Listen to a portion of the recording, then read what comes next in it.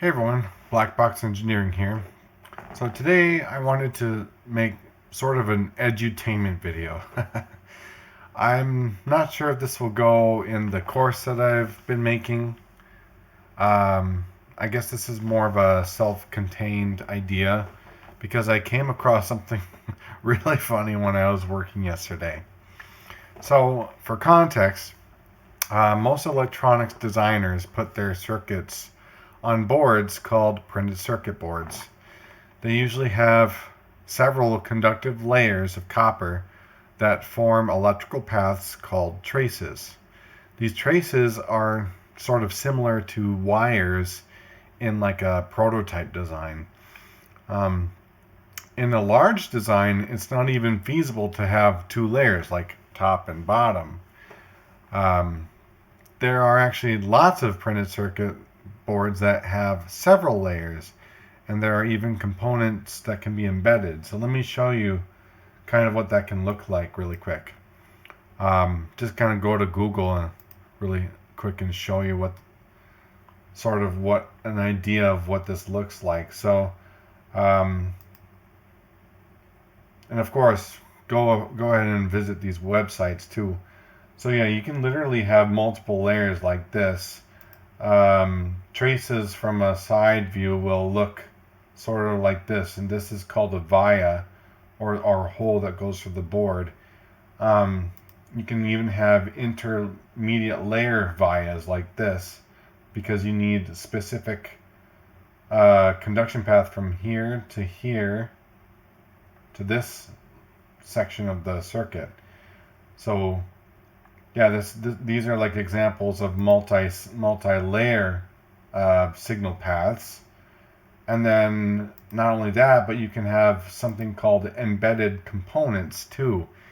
You can like imagine like resistors, capacitors, inductors, even like microchips or integrated circuits. You can bury them in between layers so that you've got literally a 3D sense of multiple components working to make a complex system on one board. It's kind of amazing. And this is why electronics gets a lot more complicated with printed circuit boards, as you can imagine. So, yeah, one second. You can imagine that soldering components like these by hand, especially with large designs, gets really complicated really fast. That's why there are such things called pick and place machines. For these machines, you need parts that are easily fed off some kind of reel. That is why there's different designed tape and reel packages. Let me show you what those look like. One moment. So, yeah, you can have like paper tapes that have the components. You can have plastic ones. They have smaller parts, larger parts.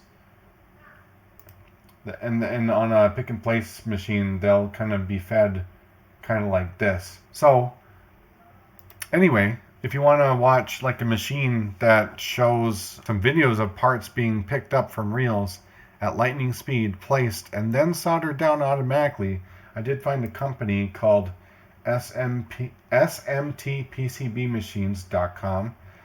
These videos are publicly available. I'll just play like a short section really quick here.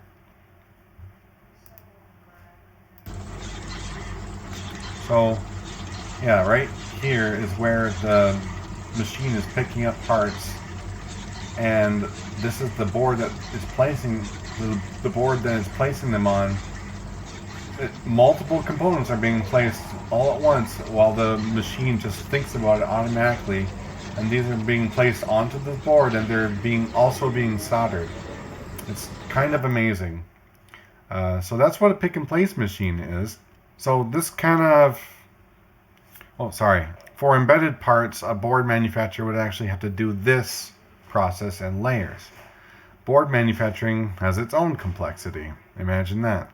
So that sort of brings me to the funny part of this video. There was a bit of a data entry error with an inline fuse holder, let's just say. Let me show you what those can look like really quick.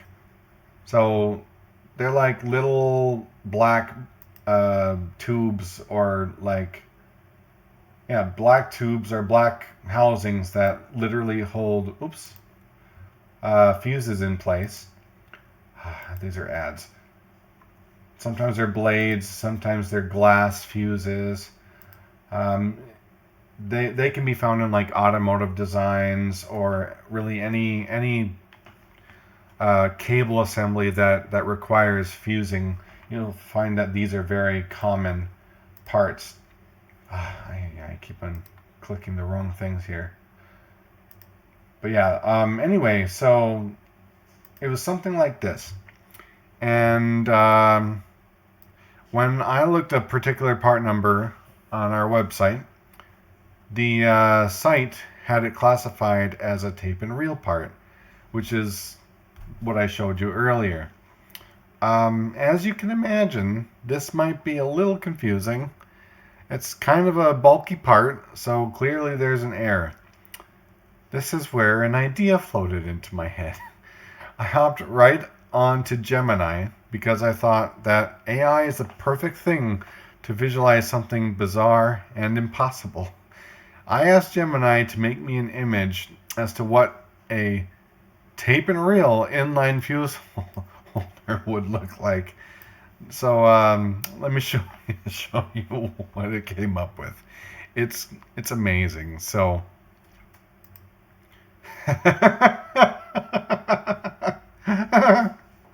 it's I think I was solidly laughing for like 5 minutes or more, because this is amazing. I know that it makes a bunch of mistakes and everything, but this is literally like what it would look like. Oh man. I mean, can you imagine how big a machine would be to grab a component like that? I can, because I also asked Grok to make something for that too. So let me show you what that looks like.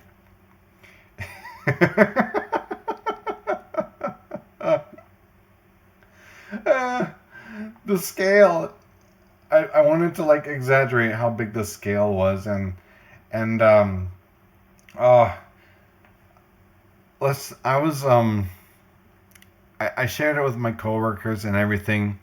I think AI is like a perfect utilization for this kind of thing, for having a laugh for something that doesn't make sense.